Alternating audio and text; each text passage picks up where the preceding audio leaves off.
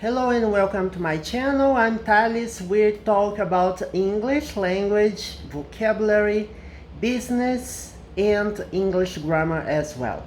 Before we begin, subscribe to the channel, hit the notification bell so you get the latest updates, and give the thumbs up if you enjoy the content from my videos.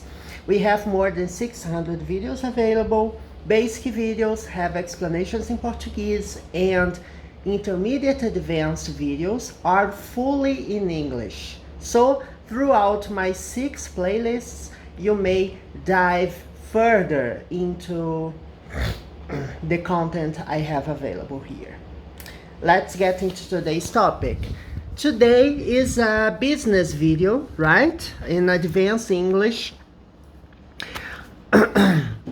And we will talk a little about organizations, right? Last video I recorded, we talked about change, right? We talked a little about how organizations change, right? Organizations, they have their own identity, right?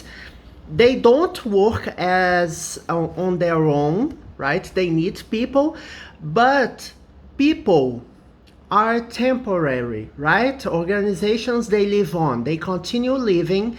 People are hired, people are dismissed, people retire, right? So we have a cycle, let's say this way, inside organizations.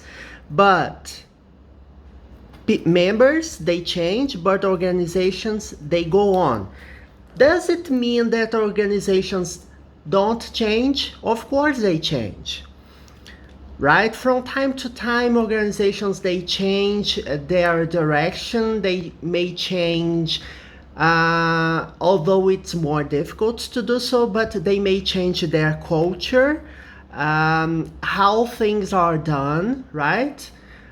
And where the company is headed to the future. Their mission may change, but it's more difficult to do so. What I'm saying here, organizations, they go on, they are more steady because they have embedded structural situations, right? They have hierarchy. They have a set of rules, a set of patterns, how things are done, right? We could say that organizations, they don't do things at random. They don't do things without an order. That's why we need managers. We need people with knowledge of management theory in order to provide a better structure, a better identity. So a company has an identity as well as every one of us. You have an identity, I have an identity as well, but companies, they have a different identity. So it doesn't matter who you are. Of course, a company is also concerned about people, but they concern, I could say that they worry about who the people they work with are, right? As a team, as a collective, right? They don't worry about your individual needs. So the company has an identity. It has a reason reason to exist, and individuals, people, they decide to join the companies because they believe they may achieve their own goals by joining the organizations, right? For example, everyone needs money to live, right? Yes, everybody needs money, everybody needs a job. So when you look for a job, your main concern is yourself. But of course, you help organizations achieve their goals. Otherwise, you may be dismissed or you may be fired. All right. So what I'm saying here, and it's something very important for you to consider, is that people have different identities from organizations. You can't define an organization by one person. An organization is bigger than any person, right? It has an identity that plays a greater role in the scheme of things. Well, we talked a little about it in previous videos about formal rules. Everybody should abide by formal rules. Everybody must follow rules. We have both formal and informal. Here we have a question about one of the aspects of formal rules. Do you think that should people be able to come and go as they please to work? Well, nowadays we have a flexi time, a more flexible way of working. People are working from home more often due to COVID-19.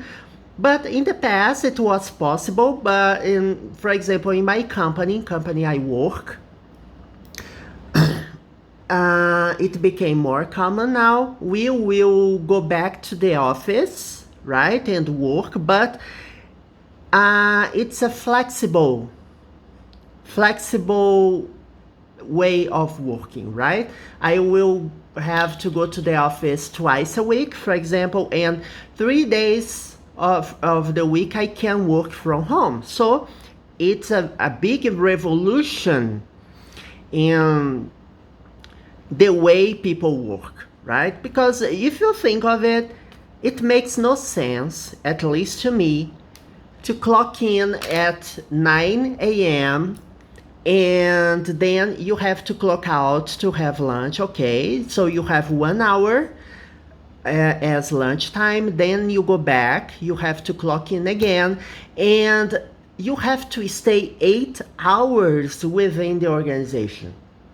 To me, it makes little sense. I would rather be given some missions, I could say so, some goals to achieve, and I have deliverables with deadlines.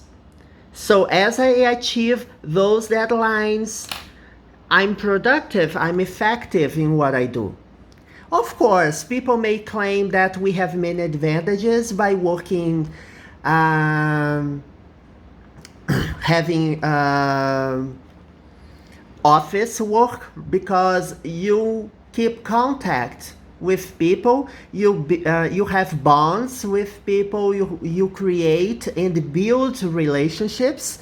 Yes, I believe it's an advantage. You may have friends at work.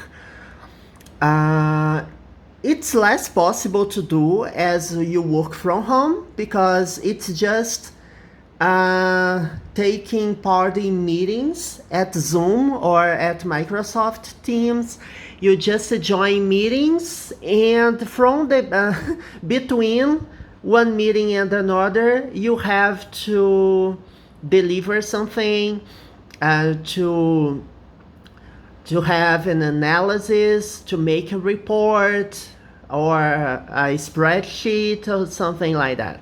So yeah, there are both advantages and disadvantages, but if you asked me what I would choose, I would prefer working from home 5 days of the week. But the formal rules from my organization won't allow people to work from home full time. There are other companies that won't allow people to work from home at all. And some business models, they don't allow people to work from home, right? For example, hospitals, it's not possible to do so.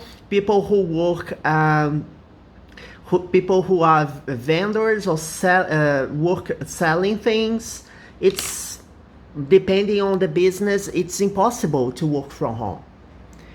But office, right? When you work from office, you have an administrative job, it's more possible.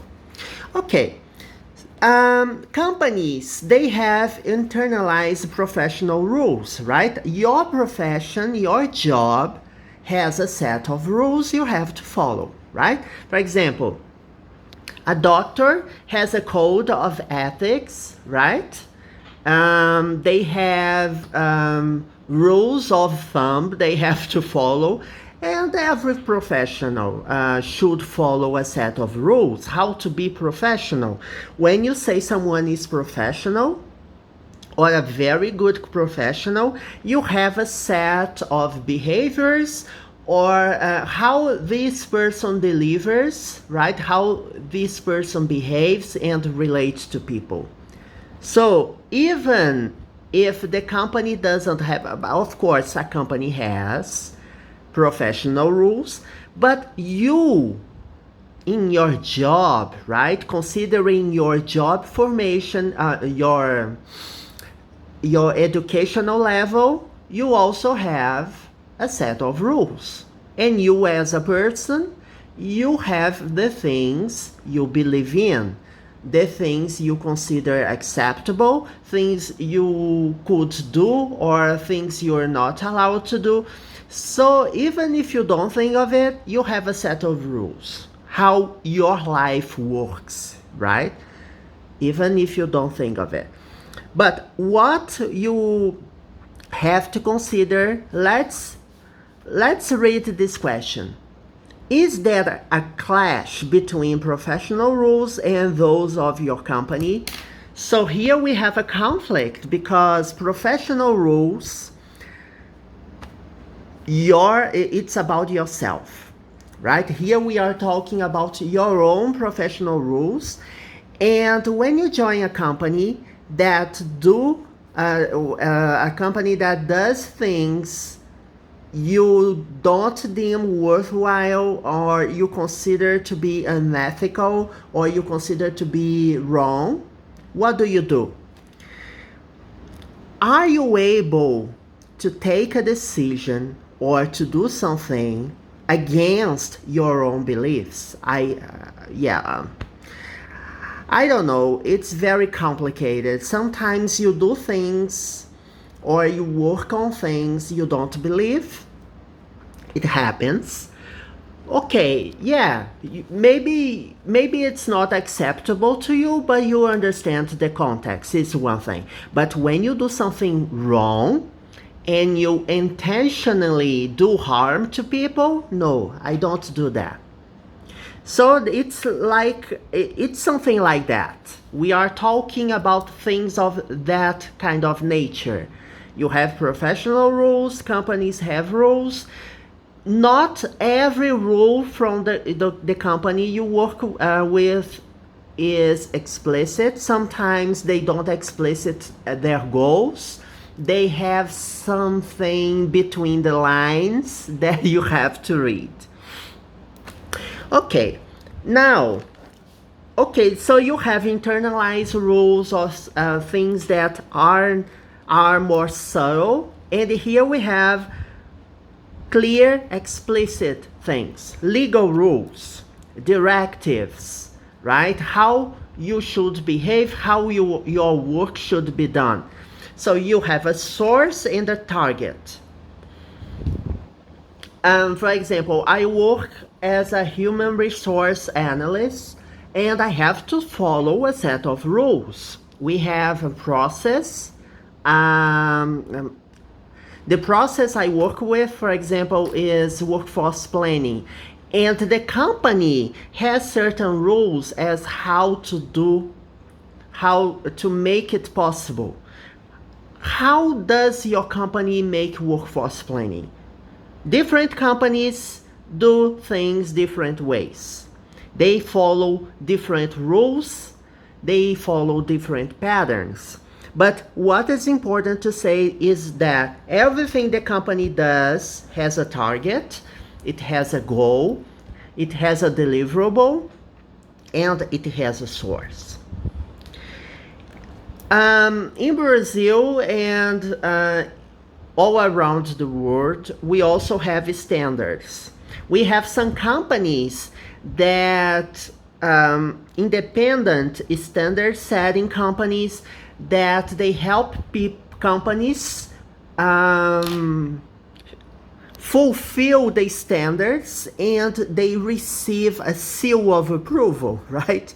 They receive a certification so that the market may recognize the company. For example, oh, my company is environment friendly, or my company follows the rules, my company is a green company and helps reforestation, or my company condemns child work, child abuse, and my chain, my supply chain has to follow the same rules.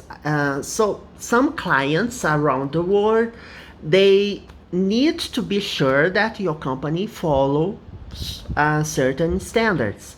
So that's why we have these kind of organizations, right? So your company becomes recognized. Oh, my company is environment friendly. My company values equality at work, right? They value women at work. Or my company values diversity. Okay, my company doesn't discriminate gay, black people, women, makes no discrimination. So everyone has to voice, right? Every company voices what they believe in, because the market, they have an eye at the company, right? The market judges the company by what the company does, the company what it says it does, and it's necessary to certify. Okay, let's see if the company does what it says. So certification standards, international standards organizations, they have this purpose, right? To approve and to certify that the company does what the company says, right? It follows some standards. And in a way, it's not only about market, because when the company follows the standards, it's not, I don't believe a company is good or evil. Oh, this company is so good with people, with the community. I don't think so. The company does that because it's helpful for the business, of course. The company also needs to help develop the community they live in. It's good for the company, it's good for the people, for stakeholders. Everyone thrives, right? Everyone grows together. So it helps shape behavior. The company works in a way that is acceptable, that is good for the community and for the people. All right, so this is about market, this is about image, this is about branding. But not only that, we have also informal rules that tells us how to behave, how to dress. For example, you can't go to work using a bikini. You can't go to work with, how can I say, ill-intended tattoos. You can't do that. So depending on the way you dress, the way you behave, not everything is written in codes of ethics, but every company has a code of behavior. When I first joined the company, I had to sign a document saying that, okay, I'm aware and I have read this document that tells me how an employee should behave. It has a set of good behavior, a set of things that the company considers to be acceptable or unacceptable. But not everything is written. So informal rules are things that people say to you. You know that thing happens, but it's not written anywhere. Okay, so the company strives to be rational. At the end, it's their main goal. They strive to be rational, but not everything is rational about the companies, because we know people aren't always rational, but companies, they try to be as rational as possible, right? To have a structure, to have a hierarchy, to have rules, code of behavior, stuff of that, like that. And last but not least in this video, arrangements, they are thought as attempts at systematically rational approaches to goal achievement. So the company builds arrangements, they think of different job arrangements, work designs, as a way to approach rationality. Because being rational favors goal achievement in the company. All right? Okay, so we will leave this video like that. I had many more things to talk about, but I will leave it to the next video, right? So this video it's not an English course, but it's more a discussion about management. But I called it Advanced Business English because we talk about vocabulary concerning business, and it's a good discussion, a good way of thinking in English about how management works. And that's the goal, that's what I strive to achieve in this playlist. Talk about management, many things regarding management. Okay, so see you next time. Bye bye.